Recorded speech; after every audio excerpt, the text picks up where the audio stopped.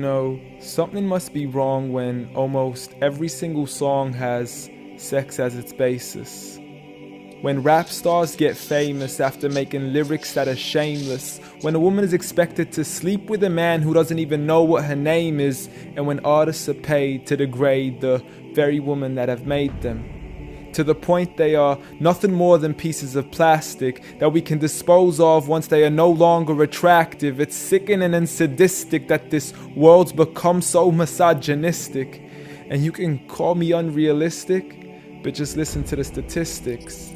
7 in 10 men view porn, while over 75 million are addicted. 68 million requests a day for pornographic pictures, making 1 in 4 searches sexually related. It's like nobody even knew she existed until she got naked, degraded and abused over and over again just to gain millions of views. It's a shame we've subdued to a definition of beauty which is so misconstrued, as we judge each other's looks off of Facebook likes, Instagram pictures to filter off what we really look like. See, we are so obsessed with our outside, we have slowly lost sight of who we really are in real life.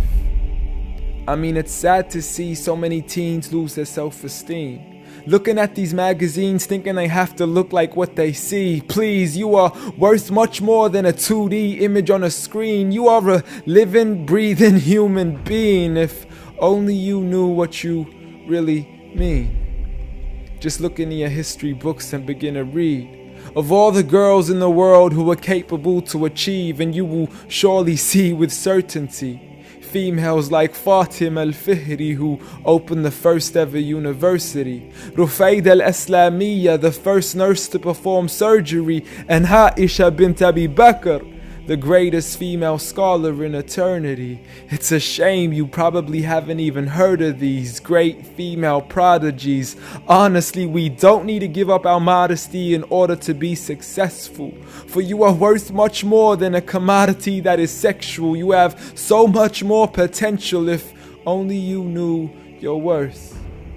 You could be like the greatest of all women to have walked this earth, like Mary, the mother of Jesus, chosen by Allah to be an example for the believers, a woman who stood strong even when she was abused, falsely accused and ridiculed for things she'd never ever do, so it didn't really matter when there was nobody else beside her, for she knew that God was Ar-Razzaq and her ultimate provider, and she had a trust in Him alone. Just like Asiya, the wife of Fir'aun, a woman who was brave and courageous, stood up for what was right and didn't let anybody change this, a woman who was fearless and laughed in the face of death, for she gave up the riches of this life for a palace in the next.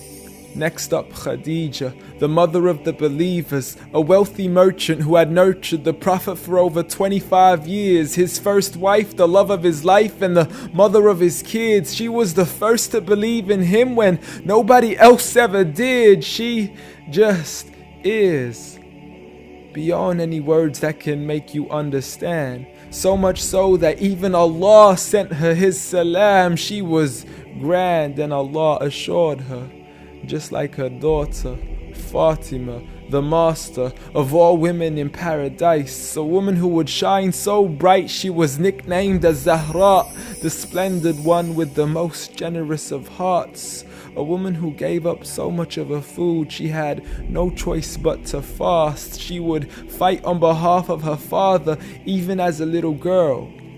And such are the examples of the greatest woman in the entire world. And it had nothing to do with how they looked, but for who they truly were. So ignore the standard of success defined by society, when God has said that the best of mankind are those who have piety, regardless of your shape, your color, or your race. For God does not look at your bodies, nor does He look at your face. Rather, He looks towards your heart and checks your faith. So at the end of the day, it doesn't matter what the people say or who they think you are, when you could be like the greatest of all women in the eyes of Allah. The greatest woman